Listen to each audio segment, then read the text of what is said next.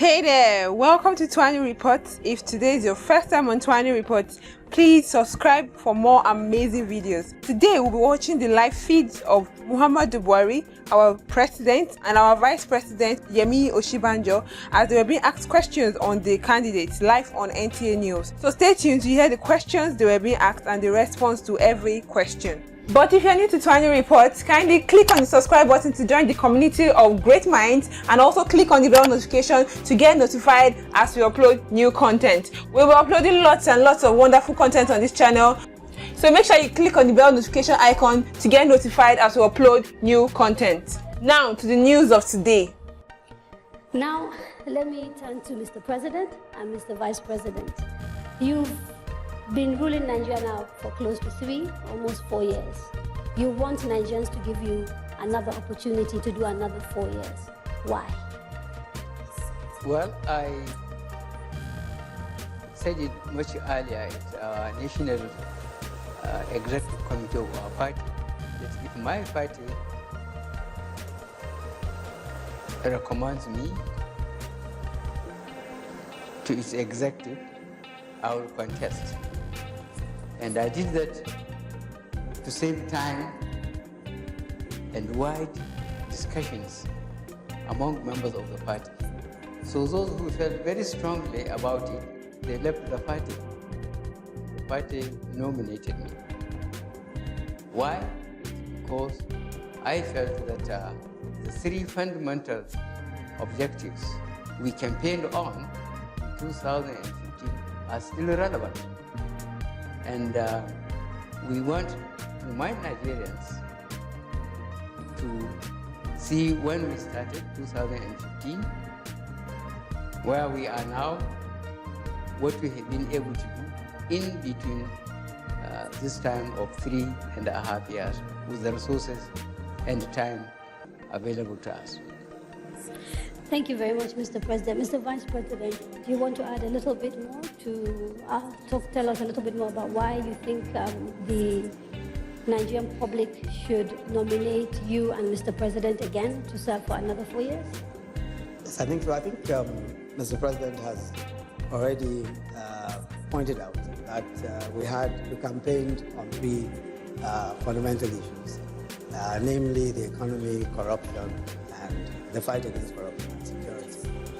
And in those three respects, we believe that we have laid very strong foundations, and I very strongly believe that we are on to much more progress if given the second opportunity. I very strongly take the view that the period of 3.5 years in particular has been one where we have managed to turn around a lot of what was inherited in the previous 16 years. And the previous 16 years were, in my view, a period which a lot of revenue came in, but very little appeared to have been done. And we believe that the foundations we've laid in agriculture, foundations we've laid, and I'm sure Mr. President will elaborate on that as we go on, in infrastructure, the foundations we've laid there really deserve a second time for completion. But I'm sure we'll come around to those specific issues. Absolutely. But you talked about the three things that you fought the first elections with and which you think you've done well. So maybe if we could take them one by one and see whether we can have a conversation. Let's start with corruption, because that was a big thing that the president fought on. There's a perception that the general corruption fight that we see under this administration is a little bit skewed, and that it focuses on people who are not pro-government or who are not friends of this government or who belong to an opposition party. How do you respond to those allegations? Which allegation? That your corruption fight focuses only on people who are opponents of the APC or who are not friends of the APC. Well, I think that's not a fair criticism or observation, because it's not backed by facts. I don't think there is anybody that has been pointed out as corrupt in the last dispensation, which we look the other direction. I think I can best illustrate my experiences on this. When I came in uniform in 1984, we arrested the president, the vice president, the governors, the ministers, and put them in detention and said they are guilty until they can prove themselves innocent. We put committees of investigation almost based on geopolitical zones. And those that were investigated, except two Nigerians, late Biamun Usman, a junior minister of education, and late Adam Chiroma, a governor of Central Bank, and a minister of finance, were the only people who were found to have managed their resources with integrity. But I myself eventually was arrested and detained, and those people who were found guilty of misappropriating public funds were given back what they were misappropriating through thorough committee investigation. It's not just an allegation. They were given the chance to talk. So I decided to come now, and now I have to be careful. People are just not arrested like that. But when they hold positions, if they made a wrong declaration, it's just one point. They didn't mention how many houses they have in Europe and America or Asia. And they didn't mention the companies they floated and the contract they gave them. If eventually uncovered, they are faced in court with the documents. So, Mr. President, you're here obviously referring to the case of the Chief Justice of the Federation. Or who are you referring to? Is that an example? Because you talked about people who are not declaring. This is what is topical now, and I'm wondering whether that is the case you're referring to. Sorry, you have to repeat that question. Okay. Let me ask it another way. You've talked about people who do wrongdoing and being investigated. There are cases of people that are thought to be very close to you. An example is the former secretary to the federal government, Malam Babachir, allegedly accused of taking money that was meant for IDPs and awarding contracts to himself. As far as we know, the EFCC has not investigated him, even though he has lost his job. He is one of few other examples of people who are in government who've got petitions against them in front of the EFCC, and the EFCC is not investigating. And the general perception is that the reason why those investigations are not taking place is because these are people who are either close to the government who are in government. Well, I'm not too clear about your question, but if you can mention the names. I'll give you an example. Yes. I said Babachir, the former SGF, the Minister of Housing, Mr. Raji Fashola. There's a petition in front of the EFCC by an NGO, and as far as I know, that has not been investigated.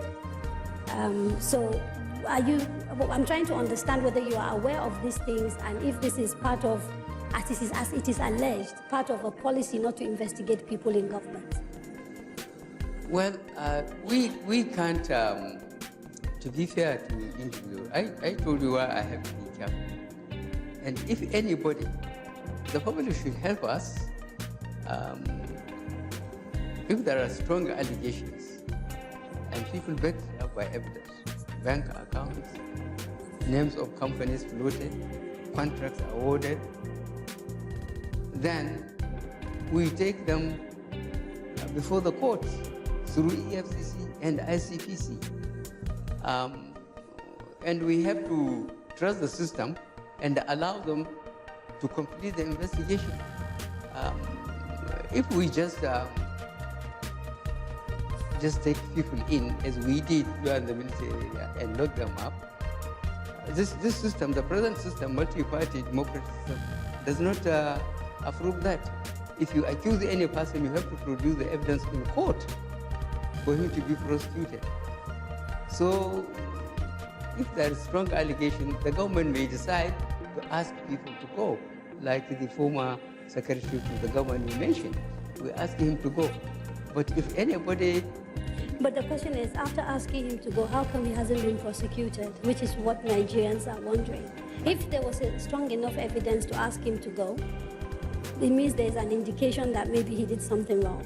Why hasn't he been presented before a court and charged with corrupt practices? I think the matter is already before the EFCC, and I believe that, in fact, a directive has been issued regarding all persons who have cases before the EFCC. I'm sure that you will find that each and every person who has an allegation against them and has been duly investigated will be put on trial without a doubt. Each person. Okay, let me specifically come to you, because the National Assembly has also raised what they say are concerns about money that was misspent within the presidential unit on the Northeast. You chair that unit, and they say you basically appropriated money without going through due protocol. How do you respond to that allegation? No, I think the allegation was that some money, which was approved for the emergency intervention in the Northeast, was without appropriation. Yes. But that's not correct at all. And we pointed out very clearly to them that while I was acting president, the sums of money in question were duly appropriated. As a matter of fact, if they had looked, and we've shown all the evidence to them, and I do not think that we have since got a reply from them, what we're able to show them is very clearly this. The CBN, that's the Central Bank of Nigeria, controls the strategic reserves, agricultural strategic reserves. They are the ones who would raise a memo to me saying specifically what was required for the Northeast intervention and where the funds will be taken from. The funds were taken from what is called a rice levy, which is a duly appropriated fund. And after that, I then approved the sum of money, properly appropriated. Are you at all concerned about some of the allegations raised about that, the spending with that particular fund and the way they are running the affairs of the agency? I'm not at all concerned about it. I believe that, unfortunately, a good part of that was politicized, and allegations are flying here and there. That was a very comprehensive, very, very comprehensive process. What happened was that after the World Food Program had said that they were no longer able to feed the numbers that they were feeding before, there was a need for us to intervene because hundreds of people were coming out. So it was an emergency situation. Oh, yes, it was an emergency situation. And then what then happened was, we then took a very detailed process. I said it started from the Central Bank and the strategic reserves. We have 4 companies that hold our strategic reserves, and they are major grain companies: Olam, Walcott, Dangote. I believe there's one more that I can't remember them. They hold the strategic reserves for the Central Bank. So everything was done properly. The Nigerian Armed Forces, the Army, the Air Force, the Navy, all of them, the police, all of them were involved in the distribution process, including the Air Force. Each service chief sent a senior representative to be involved in the process of distribution. We then went a further step. We created an office in Maiduguri where we have a tracking device. We could actually see the the trucks, as they went from point to point from our offices in Maiduguri. We then included members of the National Assembly from the Northeast Zone to ensure that they were carried along and they understood what So exactly. why do you think the National Assembly would make such a serious allegation? Well, the National Assembly, as you know, I think that what they were saying was, and the reason why they were saying whatever they said, it will be left to them. But I think that as far as we are concerned, we went through the appropriate process and we did the distribution appropriately. I don't know exactly. If you look at the entire report, the only line of that report where there was any kind of allegation, at least against me, was to say the money was not duly appropriated by the National Assembly. But we proved that that money was duly appropriated by the National Assembly. And there was no further allegation, as far as I could see, concerning my participation as acting president at the time. Now, the National Assembly, in talking about this, quoted Section 80, subsection 4, which basically says that you can't appropriate any money, whether it's from the consolidated account or anything considered public funds, without going to the National Assembly. And in their view, that process didn't take place. The point I'm making is that their view was absolutely wrong, because it wasn't based on facts. We provided for them evidence that they obviously did not have at the time when they were making their conclusion.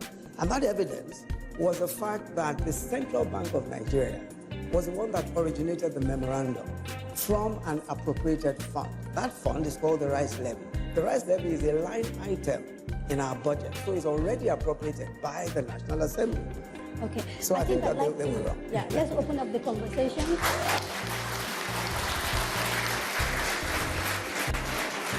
So obviously this is a town hall. I don't want to dominate it. I want to give people an opportunity to ask questions. So there are 2 mics, and we'll call maybe 2-3 people. Please introduce yourself, ask your question, go back and sit down, and then we'll come back to Mr. President and Mr. Vice President. Okay, so the gentleman in glasses, yes, please, from this end. At the other end, yes, sir, you.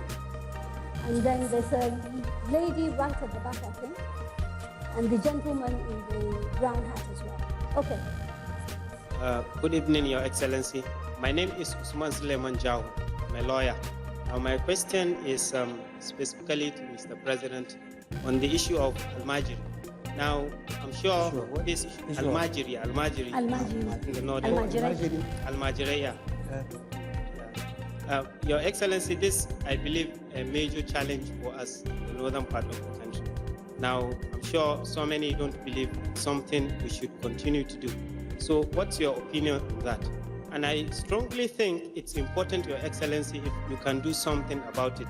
Now, this is because we've seen it that you're one of those that can make difficult decisions and that can be accepted in Nigeria. Okay. The fuel subsidy, for example. No, so I do believe. Your question. It's about now I do believe. Other people who need to talk. Yeah, I do believe if Mr. President can do something about it, I'm sure it can have that acceptance. Thank you, sir. Thank you very much. The next person, please. Yes, sir. Please come. Yes. Good evening, Mr. President, sir. Please, my question is this. How soon will be Please, national... can you introduce yourself? My name is Usman Abubakar, a teacher. How soon will be National Livestock Development Plan will be implemented so as to address the challenges facing this sector? Thank you, Mr. President. Livestock. Huh? Livestock plan. National Livestock. I will talk about it. I will talk about it. I'm the chairman of the what is it? Okay. National Livestock Thank Plan. you, sir. Oh, livestock plan. Yes. My name is Richard Ezekiel. I stand here on behalf of 25 million persons with disabilities in Nigeria. I just want to ask how far about the disability bill? Okay. How far about? With the disability bill. The disability bill. Yes. Disability. Yes. We'll take one more question. The disability then bill. We'll come back The to bill. Mr. President and Mr. Vice President. It hasn't been verified.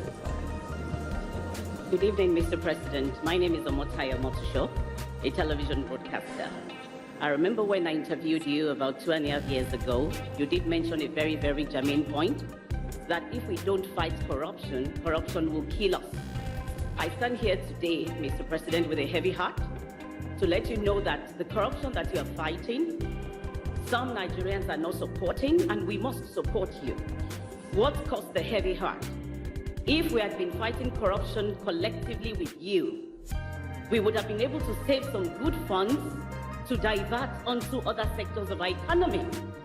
On December 22nd, I lost a close sister of mine with 2 younger sisters in car accident due to bad roads. As a journalist, I know this administration is doing their best, but we do not have enough funds to be able to tidy the bad roads that we have. Okay, thank you She very died much. with 2 other sisters, Thank 3 you. daughters of 1 mother, on Ijebu-Ode Ore, Benin Road. Chief Mrs. Henrietta Vani and Francisca and the other lady. 3 of them, they are my close relatives. We lost them in that accident. If we fight corruption collectively, I am advising every Nigerian to join this administration to fight corruption. Thank you very much, ma'am. Thank you. Thank you. Okay, I have to take a quick break, and when we come back, we'll come back to you and Mr. President so that we can answer the questions. Yeah, let's take a quick break. Please don't go away.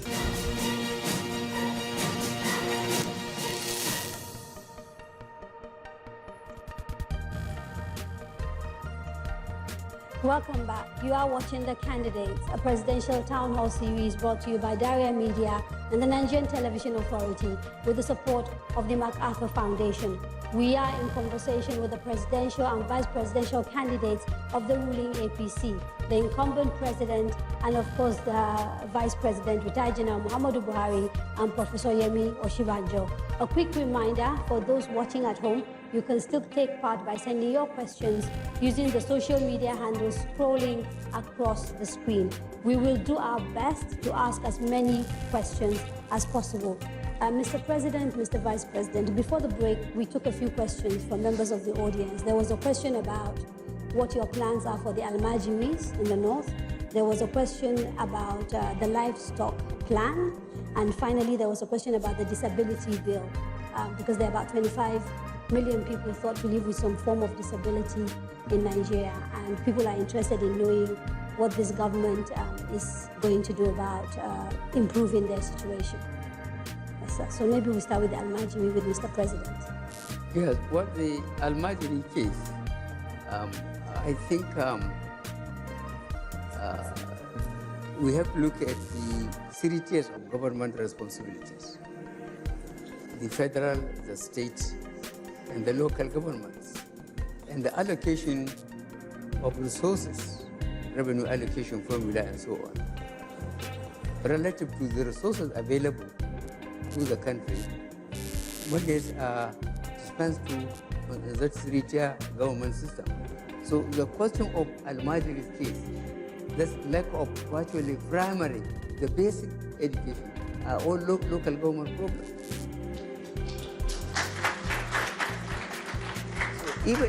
Even if the center has extra money, they wouldn't take it and build classrooms, equip them, employ qualified teachers from the federal revenue, while it is the duty of the local government.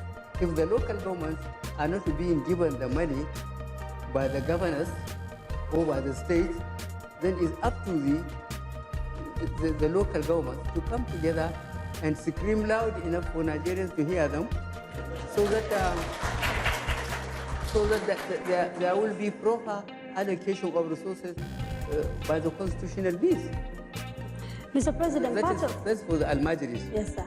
Let me just ask a little follow-up questions regarding that. Part of the frustrations that some people have with the way Nigeria is structured is that we seem to have sometimes confusion.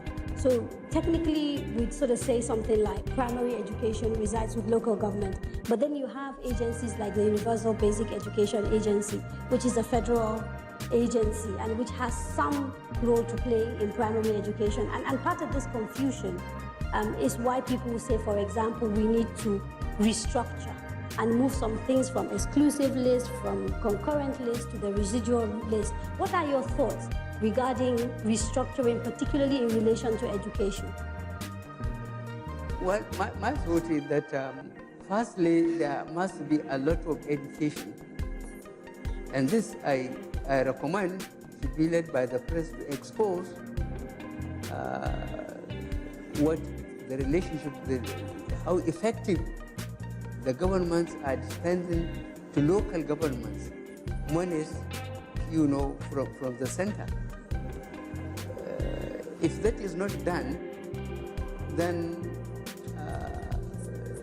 it is very difficult for the federal government under this dispensation to enforce education at all levels by the respective states, either the state, the local governments, or the center itself. I will give, I think, some examples of this. In some of the investigations, it was uncovered that local government chairmen were made to sign for the money that are supposed to be their allocation, but they will only be given about 25% of the money. The rest will be taken by the governor. There are investigations in some of the states that are showing that. So I am expecting the press, on behalf of the people, to make an in-depth investigation and expose corrupt governors, and local government chairmen. Thank you, sir. Well, would you? Would you be willing to re-examine the UBEC funds? Because those reside with the federal government, and yet they're actually meant for primary education. So they're normally disbursed, I believe, by the federal government. Well, I think what has happened so far, anyway, with the UBEC, I think there are agencies of government, federal agencies, that in some senses support they support local government and states. But the bulk, I mean, clearly, primary education, as Mr. President has said, lies squarely in the hands of local governments and all of that. But I think with UBEC, what happened with UBEC is that UBEC has an arrangement where they say if the state, if there's 20 million for a state, they'll say, well, the state should bring its own counterpart funding of a certain amount of money, to be 20% or 25%. Now, that percentage is what the states ought to bring to the table before they have access to the UBEC fund. Most states never access the UBEC funds. They simply said they didn't have the counterpart funding. But what has happened? Don't you find that problematic, though? Excuse me. What has happened now is that from the Paris Club reforms that was given to the states, the federal government now paid off all of their counterpart funding. So all states can now access UBEC funds without any hindrance whatsoever. Okay. Now, the other questions are to do with disability and with the livestock plan. Yes. The livestock plan, I think... The disability? Yeah, we can start with disability. Yes, Mr. President. Well, I honestly cannot remember the plan being taken to the National Assembly and how much they have commented on it and send it back to the center. It's the same thing with the disability bill. There are so much with the National Assembly, and unfortunately, as I mentioned, I expect, honestly, the elite, the press through the elite, to keep an eye on the activities on the bills between the executive and the National Assembly. If the executive send a bill, they can hardly put it in the budget unless it is returned from the National Assembly with their comments or with their recommendations. So we will find out what's happening with that bill with the National Assembly. And then maybe but a lot of time has been wasted. Right. Okay, Mr. President. Now, I'd like to do a little follow-up question regarding this livestock, because we got a question from a listener, and I'll try and dig up their name, where they were asking, how do you intend to bring a permanent stop to the difficulties and the conflict going on between farmers and herdsmen? That's the question. No. Yeah, so the conflict between farmers and herders. Well, what happened started from Benue State was unfortunate, and we foresaw that. When I say we, I mean the federal government, and we asked the Minister of Agriculture and Rural Development to go to the archives and find out the gazettes from the First Republic, where those incredible leadership of the First Republic, there was cattle route, there was grazing areas, with limited resources. They put windmills, earth dams, and even veterinary clinics. But subsequent very important personalities encroached on the cattle routes, on the grazing areas.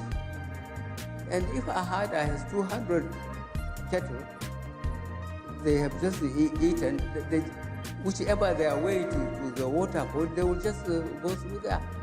And I think the Minister of Agriculture and Water Resources have produced the maps, the encroachment. But these are old maps, and this is today's problem. So we might have had a solution to this many years ago in the 60s with the routes and everything, but clearly that solution is no longer tenable now. And so the issue is, these are urgent problems that we're facing now. People are dying, people are getting killed, conflict is breaking out. What are we going to do about it, like now? What we are doing about, we have already started. And we have to ask, especially the governors. The movement is from north to south, and it's quite predictable. After the harvest, the cattle have to move southward for water and fasting. And then our borders, for example, between Lake Chad and Benin Republic, about 1,400 kilometers with Niger alone. And look at the Cameroon's one. And to effectively survey that border, when structures were tampered with in terms of cattle routes and grazing areas, it is very difficult. We have sent this thing back through the Ministry of Agriculture and Rural Development to the governors so that we can create these corridors. But for a government like Benue government, when they said they have banned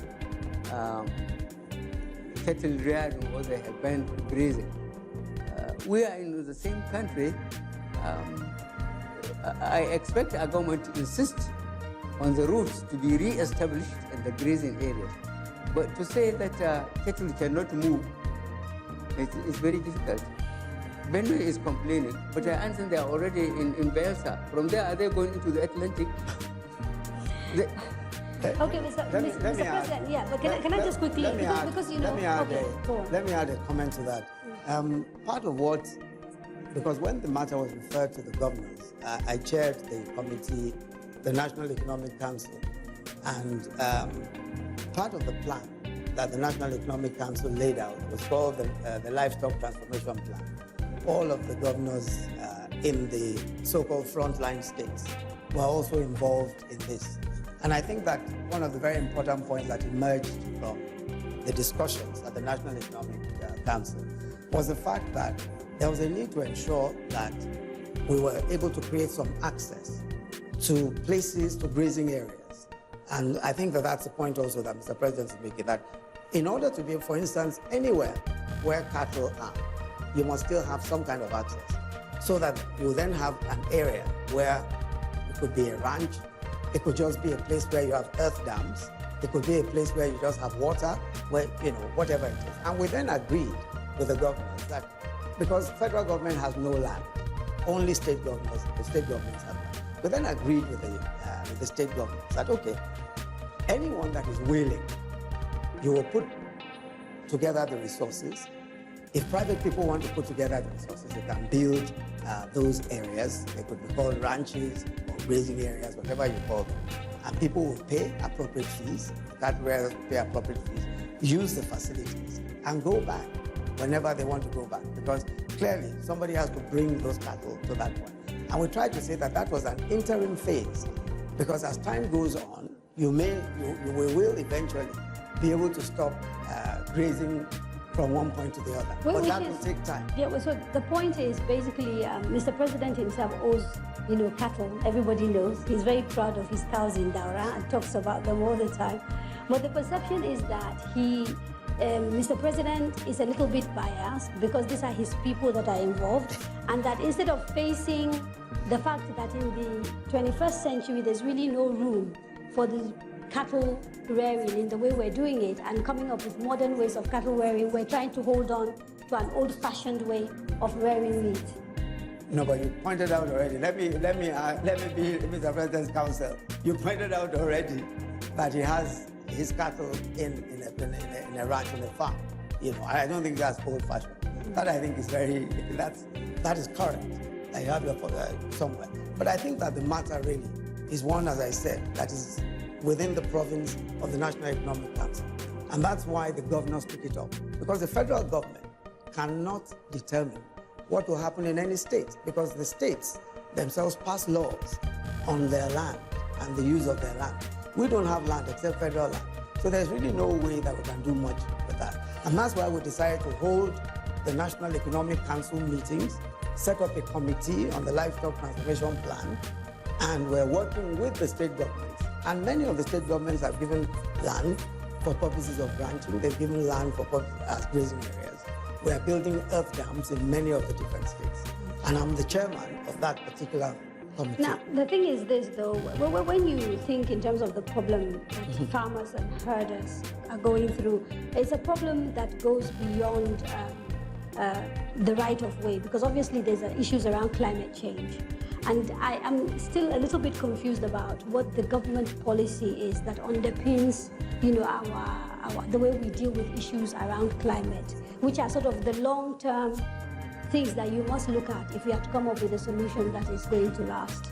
I think that is precisely the point that is being made. That let me explain, perhaps I need to go into a bit more detail about the work of the National Economic Council on this livestock transformation plan. As I said, the reason why we had to constitute the governors into, where we had to constitute ourselves into a committee, was precisely because we recognized that the reason why we have all these clashes between herdsmen and farmers is because of desertification. It's because of all of the conflict over pasture and water. A lot of that is climate change related. Now, every state controls territory. Every state controls land. And under the Land Use Act, it is the state governor that has absolute control over the land of the state. It is the state governor that gives you permission, even the federal government, whatever you want to do on their land, they must give you development control permit, even if it's on federal land. If you have any land that's federal. Now, that's why we sat with the state governors, and we decided that, look, this is an issue that's almost seasonal, and it's getting worse now because of desertification. Now there's so, especially coming from the Sahel. So I guess the question I was trying to ask was whether there's a policy around desertification and climate change and what the government is doing to mitigate these things. Of course. Of course, clearly there is. And one of the major policies is what is called the Green Wall Project. We have the Green Wall Project, basically to control desertification coming from the Sahel. The Ministry of Environment has been working on that for years. Now, the other issue, of course, is that we're also cooperating with our neighbors on desertification issues. That's our neighbors in the northern part of North Africa. We're also cooperating in the northern part of West Africa, Niger, Chad, etc. And then there's also the project to recharge the Lake Chad, because that's one of the very important projects. And Mr. President is the one who particularly pushed the Lake Chad project, to recharge it, because, as you know, the Lake Chad has almost completely shrunk from about 35,000 square meters to about 1,300 or so square meters. So we need to recharge the Lake Chad from the Congo Basin, and that's one of the projects. Okay, before we go for a break, I want you to just quickly clarify for me, what is the federal government policy therefore when it comes to mitigating this conflict? Is it to have ranches, or is it to continue having these grazing corridors? Is it a mixture of the two? For now, what we have is a mixture. What we have is a mixture now, but ultimately, what the governors are saying, in that in their respective states, they will provide for those who want to do the business of ranching sufficient space to do so. In the interim, they are building earth dams so that cattle coming from the north, especially going towards the riverbanks, and you find that a lot of these conflicts are in those areas, are able to, even before they get anywhere near, are able to access earth dams, water from the earth dams, access veterinary care, and all of that. So the long-term plan, of course, is to eventually create ranches, but ranches have to be privately owned. Government cannot create ranches. But at the moment, you can't just suddenly one day say, no more grazing, that's the end of it. Immediately, that doesn't happen anywhere. And in all of the places where the problem has been solved, because the Governors Council, that committee, we studied it very carefully. We looked at everywhere where the problem has been solved. It was a gradual process. It's that same gradual process that we're going through. Okay, we will take a quick break. Don't go away.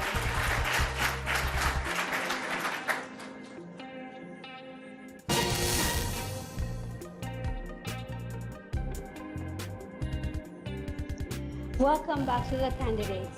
President Muhammadu Buhari and Vice President Yemi Osinbajo, candidates of the ruling APC in the forthcoming presidential elections, are here answering questions on what they have to offer Nigeria and her citizens if they are elected into office again. Before the break, I got handed a few questions from people, at home. So I'm just going to ask one of those questions, and then maybe Mr. President can answer that alongside a question that was asked previously on corruption. So Ms. Abisoye Balogun says, what does the president want to do with the funds recovered by the EFCC? So we've had situations where the EFCC has recovered funds which are thought to be from corrupt activities. And so the question from someone at home is that, what are you planning to do with those funds? Well, I think the government made a statement on that. Firstly, by asking that there should be GSA, Treasury single account, so that all monies, either as revenue or from recovered from corrupt people, will go through one single account, so that it can be accounted for and how it is taken away.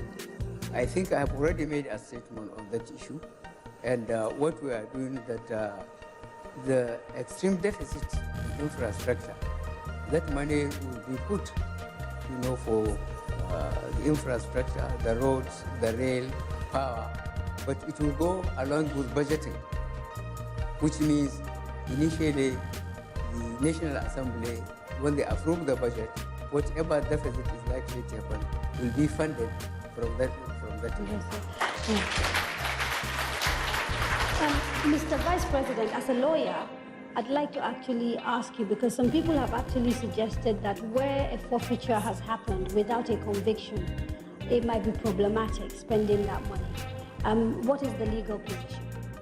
Well, the legal position is that once there's a final forfeiture, the asset already belongs to the state. So frankly, I can't understand what sort of problem would arise so long as there has been a final forfeiture.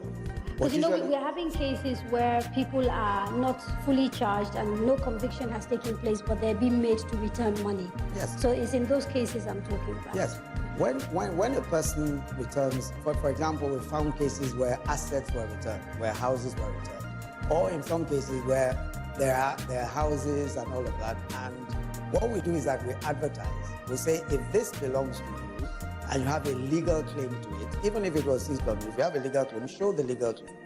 Show that it was purchased by legal means and all that. If not, it will be forfeited to the state. There's a complete procedure of forfeiture, which is under the existing laws, the ICPC laws, the EFCC laws. There's a complete process. And those processes are what we follow very strictly. And once there's a final forfeiture order by a court, that's the end of it. There are situations where people return assets, where they return funds. Those funds that are returned are voluntarily returned. Because if for example, $1 billion is found in your account and you earn only 500,000 naira a month, then clearly there's some explanation you need to make. Most people would rather voluntarily return the fund rather than go into any arguments with the EFCC. And in such cases, we simply forfeit. So what is the basis for deciding who you're going to prosecute and who you're going to just allow to just return funds? Because we've had a mixed bag. We've had people who've had assets taken away from them and they're walking the streets, nothing has happened to them. We have people whose assets have been seized and they're being tried. What is the rationale that determines who gets persecuted and who walks away? Let me say straight away that there is no distinction. The mere fact that someone has returned assets doesn't mean that they are free and can walk away. And there are so many people walking the streets who are on trial, by the way, because you are on bail almost within days of your being brought before the court. So that's not the problem. What happens though is this. What a prosecutor does is to say, for example, that if you return money, I might decide as a prosecutor to make you a prosecution witness rather than be an accused person. If, for example, there's a fraud involving 5-6 people, if you charge all of them, you're not going to find evidence because unless you get each of them to make a confessional statement, and the confessional statement only incorporates the person who has made that statement. So you must find 1 or 2 of them who will be able to give evidence. So you might say, okay, of these 6, I'm going to decide to make 2 of them who are probably, more or less guilty of the same offense or responsible for the same misconduct. But 1 or 2 of them will be prosecution witnesses. So that's really the way it is. Let me bring Mr. President in because I want to switch gear a little bit and start talking about security, right? Mr. President, we've had people say that Boko Haram has been technically defeated. And yet a technically defeated Boko Haram is killing soldiers in the northeast. What is going wrong with your fight against Boko Haram? Well, I think the best people that really answer that question are people from the northeast. That means Yobe, Borno, Bauchi, Adamawa. You see, when this administration came, Boko Haram was holding 17 local governments in the northeast. They are not holding any local government. So they have resorted, to indoctrinating young people, especially girls, wrap them up with explosives and dispatch them to soft targets, churches, mosques, marketplaces, motorways. But the best you can get about the performance of this administration vis-a-vis stopping that Boko Haram occupation of Nigeria is when you visit Maiduguri or beyond. People go back to the land they are farming. They go back to the office. They can drive from Maiduguri to Kano virtually any time of the day, which wasn't happening when we came in. And as I said, I still feel that you, the press, should do more research and not just going and staying in a hotel in Maiduguri. Try to go to Munguno and talk to the people. But there's no doubt, though, that we've seen an increase in attacks against the military, in particular, by Boko Haram. In the last 6 months, we've had 2 major military installations attacked and soldiers killed. Are you at all concerned with this focus or new focus that Boko Haram seems to have, which is basically targeting military targets, and the success they've actually had in killing hundreds of soldiers in the last few months? You see, thank goodness, if you have a background of military training, that when you don't fight any conventional war, now that they are putting tactics of terrorists, they choose their targets. They choose the time, they choose where to attack, at which time. With that, you have to be highly mobile, you have to have very good communication, and we have resources limitations because a lot of Nigerians don't feel that we are in an emergency, that the military needs a lot more money for equipment, a lot more money, for spare parts, for communications, and so on. But Boko Haram, certainly, they are being supported by forces outside Nigeria. Now, you talked about resources. I think since coming into government, my total calculation is that you've spent something like, or you've budgeted, let me not use the word spend, you've budgeted something like 1.8 trillion for defense. And yet, that's the number I have. I might be wrong. That's wrong. That's very good. Okay, we'll cross-check and make sure. But I was told my research showed over the last 3 years, I'm talking about 3 years, 1.8 trillion. So not one budgetary cycle from 2015 to date, 1.8 trillion. And yet we have soldiers complaining about a lack of equipment. We have soldiers, last year we saw Maiduguri Airport demonstration by soldiers who felt they were not being looked after. And so the question is really, as Commander-in-Chief of the Armed Forces, how much are you holding the leadership of the army accountable, given the complaints we're getting from the rank and file about welfare? I received weekly situation report from the military in the front.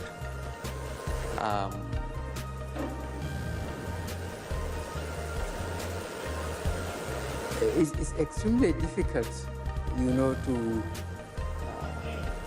to accuse, the soldiers of going to the extent of demonstrating. But the consequences of that now was that the army command has to put investigation, court-martial officers and men for demonstrating, because soldiers are not supposed to demonstrate. And then the action the military is taking against in the front line, let me call it my degree the front line or the noses, is not normally given to the press. Because on the trial, those who have been tried, if they are not found guilty, they are supposed to be reabsorbed and posted out. But those found guilty are sentenced by the court-martial. And this is being done. Okay, so the concern, though, for ordinary Nigerians is that soldiers appear to be getting punished for being whistleblowers, for indicating that all is not well with the military hierarchy, and that the military hierarchy is not spending the money that it is allocated on soldiers and their welfare. Are you not concerned at all about that? Certainly I'm concerned where we get officers who short-changing troops, either appropriating their ration accounts or they are not paying them in time. But one of the things I did when I came back clearly, and I got the governor of the central bank involved, was that as far north in the country, there are banks. And soldiers are allowed to open 2 accounts. One, where their families are, and make a written allocation. And then they take the balance wherever they are. And that was being done. So we foresaw that because the experience I had in the military service, to make sure that there is no longer pay on the table. So that paymasters cannot shortchange them. So you're not convinced that there's anything untoward going on with the military budget? That's what it sounds like, that you're not convinced that there's a case to be answered by the hierarchy of the military.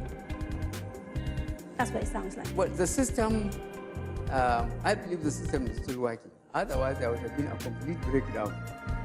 The system is working, but it's much more difficult. And don't forget, there are soldiers that think they should only wear a uniform to get the security, mainly the material security, salary, allowances, and accommodation for the family. If you ask them to go to the front, they will put the gun down and disappear.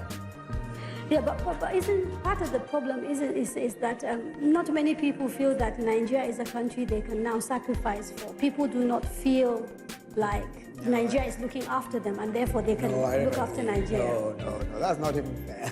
Frankly, Why do you say that's not fair? No, that's not true. If you look at the sheer number of Nigerian troops that have died, have laid their lives on the line, and we just recently celebrated the Remembrance Day, the commitment of Nigerian troops to this country is unparalleled. There's nowhere to say any suggestion at all that the Nigerian troops are not prepared to lay down their lives for the country is certainly not the case at all. And I think that's certainly the case for the majority, but we are also saying there are soldiers. If you go on social media, there are videos of soldiers complaining about the fact that they're not being looked after, that they don't have boots. And and that the demonstration certainly in Maiduguri was not something that journalists manufactured. These were soldiers protesting their terms of engagement. And so the question is, are there things that are going wrong within the military and which this government, for whatever reason, seems really reluctant to investigate? Because we've not heard of anybody saying this is enough concern for us to do something about it. But frankly, my take on that is that if there are issues, if, for example, they are assuming that there's any misappropriation of government funds, there's a process, there's a clear process for ensuring that that is not the case. And if people are found responsible, we've had investigations on military spending, and if people are found to be guilty of those things, they will be prosecuted properly. I think that's Okay. There's Amma Mata Suleiman. She had a question to ask Mr. President. Is she in the crowd? No? Okay, we'll take a few more questions. On security, please. If you have questions on other things, can you wait until a little bit later? Let's finish with the issue of security now. Questions on security? Yes, sir. The gentleman over there. The gentleman right at the back, and then maybe the one right at the back there in blue. Yes. If you just come and line up, please. Good evening, Mr. President. It's an honor for me to be here this evening. I think we've done very well. My name is Andrew Ogboro. I think we've done very well in the last 4 years by the numbers. We're the world poorest. We have 13 million out of school. There is poverty. There is hunger. Our universities are on strike. Now, I am tailoring it along the 3 items in which the campaigns were held: corruption, security, and the economy. We've taken corruption, and I understand how we are fighting that corruption, because we've just been told the former Babachi Lawal has been fired, but still he's part of the campaign, so I understand corruption. On security, I've also heard now that until we get more money, we will be where we are. So now I also understand security. So please, I also want to understand the economy, so I can go home and tell myself whether to come out and vote or not. Thank you. Thank you, sir. Yeah, thank you so much. My name is David Obinna Anyele. I work with Center for Citizens with Disabilities. I'm also the president of Nigerian Citizen Volleyball Federation. Sir, I'm talking about security. Our soldiers went to the war front, in particular in Northeast, and many of them are injured. Specifically, many of them suffered disability. In March 21st, 2015, Mr. President, you promised in Lafia, Nasarawa State, that you are going to support and work with the National Assembly to sign the disability bill if they send it to you. On the 18th of December 2018, the National Assembly transmitted the disability bill to your office. Sir, my question, how do you protect these Nigerian soldiers that have suffered disability by signing a law that will protect them from discrimination and harmful practices? Thank you, sir. Thank you. Yeah. Good evening, Mr. President and Mr. Vice President. My name is Ayo Oyalo. Firstly, before I ask my question, I need to correct one impression now. The video you're talking about is a fake news. That's an old video of 2015 that has been, 2014, that has been disproved. So that needs to be corrected. Now, to talk about security, first and foremost, the president has said clearly about people spending 16 billion on power, and we don't have the power yet. So my question is, Mr. President, if you are re-elected, do you have any plan to deal with such people? Because the truth is, if people continue to steal and they get away with it and nothing is done, then people will continue to steal. So what is your plan to deal with people who have stolen Nigeria patrimony and are still working free if you come back? Thank you. I'd like to intervene. Yes. I'd like to intervene on the question that Mr. Ogboro asked. Okay. Because it really has to do with the economy, the question of poverty and all of that, and where we are today, just so that Mr. Ogboro can vote. Mr. Ogboro, let me take the question on Nigeria being the poorest. Now, if you look at the MBS figures, that's the Nigerian Bureau of Statistics figures, as of 2012, Nigeria had 112 million people in extreme poverty. 2012. If you look at the figures today, going by those same figures, they say about 86 million, but higher than India. Now let me explain, and let me put this in perspective. From 2010 to 2014, Nigeria earned the highest ever from oil revenues. In 4 years, Nigeria earned 383 billion. Yet, poverty figures went from about 82 million to 112 million in 2012. And the numbers continue. That's the reason why we had a poverty problem. Unfortunately, with the resources we had, poverty was not addressed. Poverty doesn't disappear overnight. When people are poor, they remain poor unless the government does something about it. Nothing was done despite the highest revenues in our history. In 3 years of our own government, 3 years, 94 billion is what we made from oil revenues. Compare that to 383 billion. Oil at some point was 110 to 114, and we had poverty figures of 112. Now, what did we do from the point of view of the economy to alleviate poverty? We started the largest program for social investment in the history of this country. That's why we have the conditional cash transfers. We're giving the poorest people in our country today 5,000 naira every month. We are only able to give we're hoping we'll be able to give about 1 million to start with. But in order to prevent stark poverty and malnutrition, we're doing our homegrown school feeding. We're feeding 9.2 million children every single day in public primary schools. Aside from that, the trader money and market money that we're doing, the trader money and market money, these are loans to the poorest. And let me give you an example of the trader money. Trader money, we're doing. Yes. About the fact, can you hear me now? You talked about the 2012 figures of poverty, how it's 100. So what has happened in the world is that it used to be that extreme poverty was measured at people who live on less than $1 a day. It's now less than $2 a day. And maybe that might explain the differences in the numbers that you've quoted. No. I'm not even quoting those numbers to show that what I'm merely saying is not that poverty has reduced considerably. No. I'm saying that what has happened now is that we're dealing with the issue of poverty. We're now dealing with it. When we earned money, when we earned a lot of money, there was no program. The program that was in place, the Sure P program, who can point to a sensible beneficiary? Who can point to a credible Sure P program that alleviated poverty? Who can? Let me finish the point that I'm making. Now, with the trader money, for example, I'll give you just one example. We're giving 2 million market women. We're giving 2 million of them loans starting with 10,000 naira. These are petty traders. Some of them, their inventory is not more than 2,000 naira. We give them 10,000 naira. When they pay back, automatically, electronically, they get 15,000. When they pay back, they get 20,000. And it goes all the way up to 100. And we're going to give 2 million people. All of that is 20 billion naira. Just 20 billion naira. Now, let me tell you what. There was a government in this country where $292 million was withdrawn weeks to the elections. Weeks to the elections. Another 40 billion was withdrawn weeks to the elections. We have all the evidence. We've shown the evidence.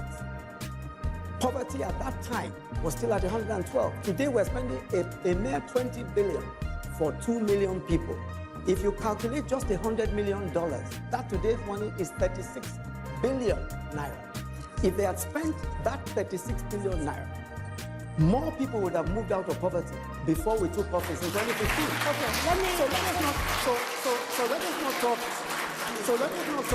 So when we talk about poverty today, you can't. India had a plan to get its people out of poverty. That's how come India has even overtaken us. The first plan to get people out of poverty, a credible plan, is what we have in place. We're spending 500 billion. We're spending 500 billion in our budget. Poverty doesn't disappear. You've got to deal with it. And that's exactly what we're doing. We are dealing with it on a daily basis. We have a credible program. We're ensuring that that program works. And that's how it's done. All of today, isn't it incredible? And Mr. Ogboro, you too should find it completely incredible that people who squandered the kind of money, when oil was $100 a barrel, poverty was at 112 million extremely poor. Those same people today come and ask the sorts of questions and say, oh, but we're still poor. We're poor because nobody took the trouble to get people out of poverty. Okay. And that's what we're doing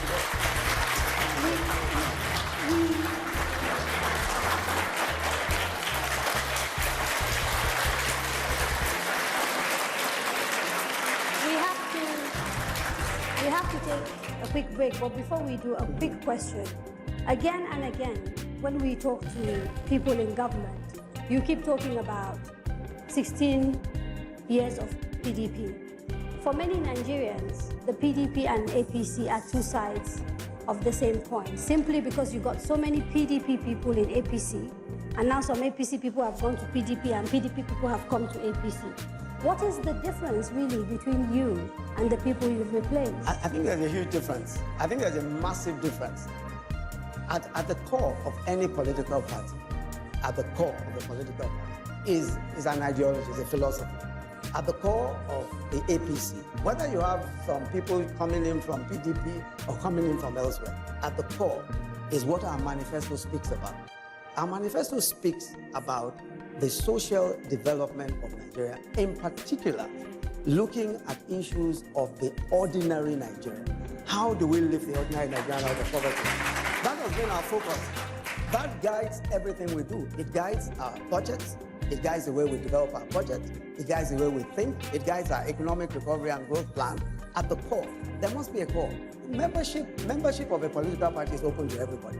People are going to come from anywhere, but you must have a core belief. And we have a core belief. That core belief is what has seen us doing our social investment program, is what has seen us investing in infrastructure, despite earning 60% less than previous governments. Okay. We're investing the largest amount of money ever in the history of this country in infrastructure. Okay, yes. It's time for another break. We won't be away for too long, so please stay with us.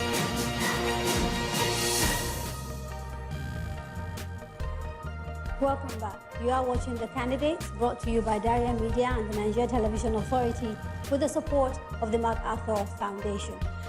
We've got a number of questions, Mr. President, so I'll read a few and then come back to you. There was a question that we didn't get to addressing, which was on whether you have any special plans different to the plans you have now to deal with people who are corrupt and are walking around freely if you are re-elected into office.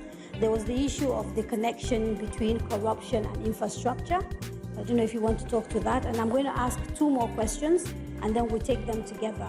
The gentleman or lady who wrote this didn't say their name, but they said that there are some categories of military retirees who fought on the Nigerian side during the Biafran War and are yet to get any form of pension because they didn't complete the number of years to be entitled to pension, whereas their counterparts who fought on the Biafran side against Nigeria are receiving pensions because they were pardoned. Is there any plan to address this? And then the final question, because we're talking about corruption again, why has your government remained silent about the corruption allegations against the governor of Kano State, Abdullahi Ganduje? And why have we even seen you standing next to him at a rally? So, 3 questions. These are all directed at Mr. President. So corruption, yes, let me recap again just to remind you. The first is corruption and infrastructure. Yes, well, fighting corruption, I think I have already made a comment on that much earlier on. But the important thing is that you cannot catch Nigeria on paper because we have put all the regulations laid down. The ministries, the parastatals themselves, the government offices. So it's a question of effective supervision. Effective supervision using the accountant general, the auditor general, to make sure that budgets are studied and then accounts, are checked and make sure that those who mismanage public funds are punished. I think this government, as I said about a week ago, I will have to ask EFCC and ICPC to make a comprehensive, submission to the public about what has been recovered and from whom. People are voluntarily bringing money, and we are seeking the cooperation of the United States and Europe to please help us recover assets from those countries. These are quite detailed and are documented, and I think we have to, high time we go to public with it to show that how much is recovered And with TSA, that amount of money, nobody can move them unless we do it through the budget and through the office of the president. So in other words, Mr. President, the question here was trying to find out whether you would do anything new. You're saying you're going to carry on with the same strategy if you are re-elected in terms of the fight against corruption. Because I think the question I was trying to find out if you had other plans in addition to what you're doing now, if you come back as president. Okay, so the question I was trying to find out if in addition to what you are doing today to fight corruption, there are plans to do more if you are elected into office again, or whether it's going to be more of the same strategy. I think that is quite obvious. As I said, we are following a tedious way of doing it. We have to go through the documents. Luckily, the banks are cooperating, and we go and find out people who are living beyond their means, or where contracts were given for projects and they were not executed, or are not executed according to signed agreements on certifications and so on. And that takes time, because what we found out is a nasty process. You get a determined Nigerian patriotic, pass through university, this is NYSC. If he served 5 years under a group, he eventually becomes a group. And we cut the top. We remove permanent secretary, we remove some directors, but these people that are coming up, some of them were involved in mismanagement of resources. I find this problem extremely difficult, and we have got the legal problem. Unless you have got your documents through the banks, through companies, and take them to the court, you are not going to get any decision. So you're sounding as if you're a little bit frustrated at the slow pace of what you see as your fight against corruption. You said? Are you getting a little bit frustrated by the slow pace of the fight? I can't afford to get frustrated.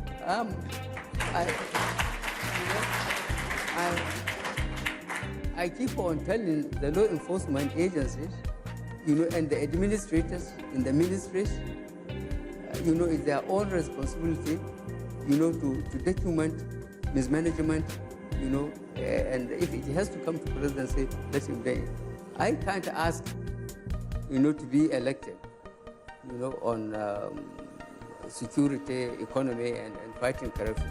And then I get frustrated because some people are not cooperating. I cannot afford. So there was the second question about Governor Abdullahi Ganduje of Kano and why we have not heard you make any comment on this matter.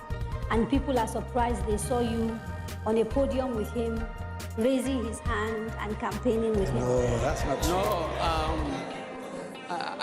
I will defend myself on that. I haven't gone to Kano yet. Right. I have just gone to Kogi today in my venue. That clip, somebody brought it me, how the governor of Kano said he was receiving dollars and smiling and putting it in his pocket. I don't know the extent of technology used, and I can't understand it. Now, because the State Assembly has taken it, they have gone to court, I decided, not to talk about it.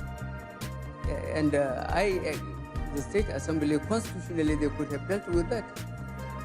But then again, the matter was taken to court. Okay, but what are your thoughts about that video? Do you have any personal thoughts? Do you believe that video is fake, or do you believe it is legitimate? You can't say. No. He can talk for himself. He doesn't know. As I told you, I have seen the clip. I don't know how much technology was used, but can Ganduje fail to trust somebody to get the money to him? He has to take it directly himself, smiling. I honestly am completely overwhelmed, and the system has given me some relief. It is in the court, it is in the State Assembly, so let them as much as possible deal with it. But Kano, this thing has received a lot of publicity. And I hope by the time I go on my campaign for re-election, there will be some answers from the coast or the State Assembly in Kano State about the participation. The final question, Mr. President, that I read earlier is to do with the military retirees. Can we please have some silence? Sorry, apologies. Yeah. So the question on military retirees who fought on the side of Nigeria but who didn't serve the requisite number of years and so are not receiving pensions, even though their counterparts, the same story, but they served on the side of Biafra, got pardoned and therefore are able to access pension. Do you have any plans for those Nigerian soldiers and how to help them access their pension? We are extremely concerned about the morale of not only soldiers, but retired people. I think if you are following up about 3 weeks ago, 2 to 3 weeks ago, what we do with Nigerian Airways workers. We paid them. And I know the military, they are conducting checks through military hospitals and record offices about people who are retired. And I think payments are being made, even to the families of the deceased. There has been so much fraud, from records, to physical, even wounded soldiers, those who were incapacitated. And this government is going back to the records, checking with the hospitals, checking with units and the record officers about soldiers. And I believe of recent, what we have done with the airways workers and so on, we are doing it in the military. It was a continuous exercise. And I believe the military are having confidence that now they are being looked after, especially the ones that were injured and they became disabled. We are revisiting all that. Okay, so since we're talking about disability, there was a question asked about a bill that was transmitted to you, the disability bill, which you have not signed. About? The disability bill that was transmitted to you by the National Assembly and which you haven't signed. Do you want to respond to that? It was asked by a gentleman. Yeah. Injured and rehabilitation. No, the disability bill. It is the one sent to the National Assembly. Yes. But disability bill. It's been sent to the president. I think we sent to the National Assembly. They returned it to you. I'm not aware of that. It's been returned. No. Even as of Wednesday, there was a demonstration in front of the National Assembly where they were saying that they were giving the National Assembly 7 days to transmit the bill to us, to the president. I'm not aware of that. Okay. Let me quickly ask you a few questions on the economy because we are running out of time and we have to round up very, very quickly. You are the chair, of course, of the National Council on the Economy. I can't hear you well.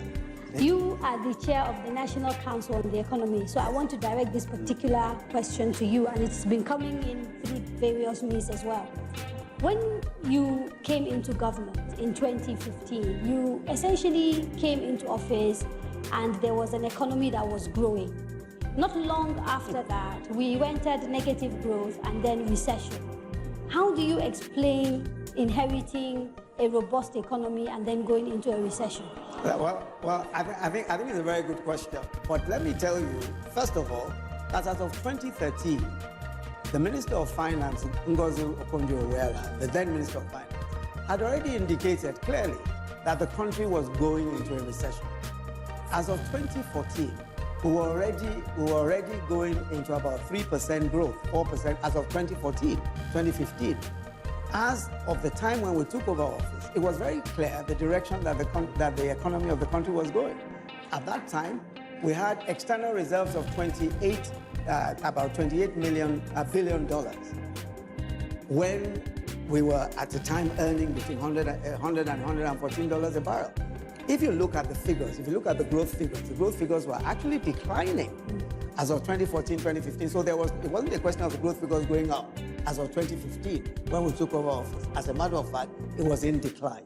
Now, what worsened the situation? Is that you would have expected that in the periods of prosperity, the 4 years preceding, when we earned $383 billion, that there will be some savings. Even the finance minister then, Okonjo-Iweala, complained that there were no savings and that there ought to have been savings. And there are several other people who have admitted that they ought to have put some money aside. When we came into office, oil was at $28 a barrel, down from an up of 100 to 114. And then we were losing production in the Niger Delta. We were losing up to 1 million barrels a day. So we were in a situation where the economy was already on a downward slide, no savings whatsoever. We were losing on production. So clearly, I mean, for a country that was solely earning money from oil, and when your oil is down to $28 a barrel, you're not producing up to 1 million, clearly you're going to enter those are valid points to make, but the argument has been that we kind of knew it was coming, and our way of handling it, particularly the confusing policies of the CBN at the time, eroded the CBN, eroded confidence, and so led to capital flight and a whole bunch of other issues, thereby making a bad situation much worse. You take no responsibility at all. I don't agree with you. You see, the point of the matter is that it's easy to advance a point of view and say that that point of view is responsible for what we saw. And the point I was making to you is that there was a steady decline. Obviously, if the CBN took the view, for example, that at $28 billion in our external reserves, we have to rationalize foreign exchange in order to ensure that only those things that we needed would be imported. That's the point of view that they took. I think that whichever way you chose to slice it, we probably would have ended up in much the same place. What we did in order to be able to improve our circumstances was first to say, for agriculture, we decided that, look, from importing $5 million of rice every single day, we want to be self-sufficient in rice. So today, we're practically self-sufficient in rice. We're importing only 2% of what we used to import as of 2014. And we've saved so far $24 billion. Just give me a second. Okay. Compared to 2014, when we were earning $100 to $114 a barrel of oil, with 28 billion in foreign reserve, we have foreign reserve today in excess of 40 billion, earning 60% less. So I think we deserve, to a certain extent, we deserve, some bit of accolades for that. Just two quick questions. Are you at all concerned that over 20% of our budget, something like, I think, 2 million, just goes on interest to pay loans? Because that has been something that people has looked at as an indicator of the fact that our economy is a little bit less than healthy. That's number one. Then number two, on the issue of rice. On the issue of rice. There is some suggestion that there's a lot of smuggling of rice through our porous borders, and that's why the official numbers have actually gone down, but that we're actually still bringing in rice. It's just not coming through official channels. Okay. Yes, sir. Let me take the first question on debt. With debt, the question that you need to ask is, what are you borrowing for? Every country in the world that wants to make serious development, that wants to undergo some serious development, borrows money. We, at the moment, our debt to GDP is one of the lowest in the world. It's about 20%.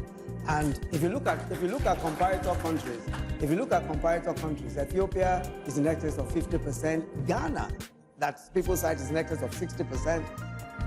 Several countries of the world, 70 and above, we are still very low debt to GDP. Now the point of the DMO, for example, the recommendations that they've made about sort of the percentages we're already way over those recommendations. Is that not a problem? No. Let me tell you, let me explain so that you'll understand this better. Now, what you put aside to service your debt, right? The question you need to ask is, what are you spending on? What we are spending on is infrastructure.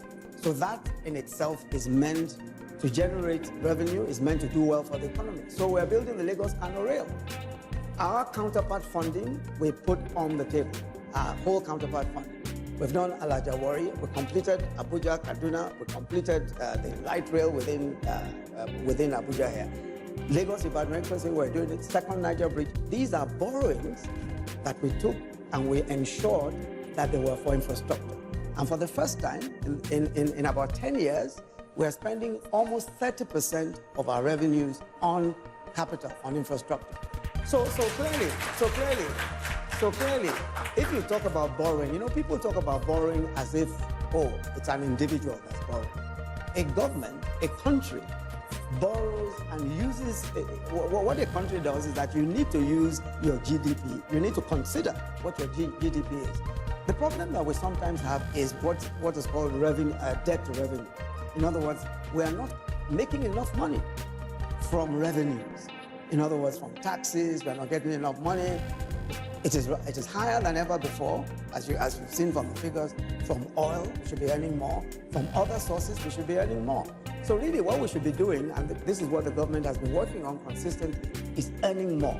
So we have a debt to revenue issue. In other words, what we should be earning is much less than what our debt is. But fortunately for us, most of our debt is local. Most of our debt is Naira, because it's in treasury bills and all that. So we are not in any kind of danger, and we are borrowing right. We are borrowing for the right things. We are borrowing for infrastructure. Well, we have very little time, so I'm going to ask Mr. President one question and then ask the two of you a single question. So, Mr. President, there has been a lot of speculation around your health. And the concern is that if you come and win a second term of office, whether you will be healthy enough to run. Are you okay? Will you be able to contest and run for office? That's number one. And the final question, and it's to the both of you, if you lose elections, will you accept and go back? If what? If you lose elections, will you accept the results?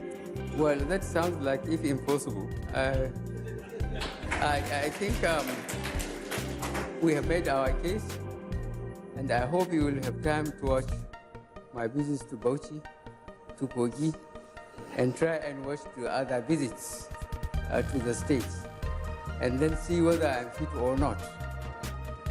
The way I go around the stadium and respond to cheers of voters and explain our position and explain to them where we found the country when we came 2015, where we are now, what we were able to do in between with the resources available to us. And I'm very, very satisfied with the reaction from the real voters.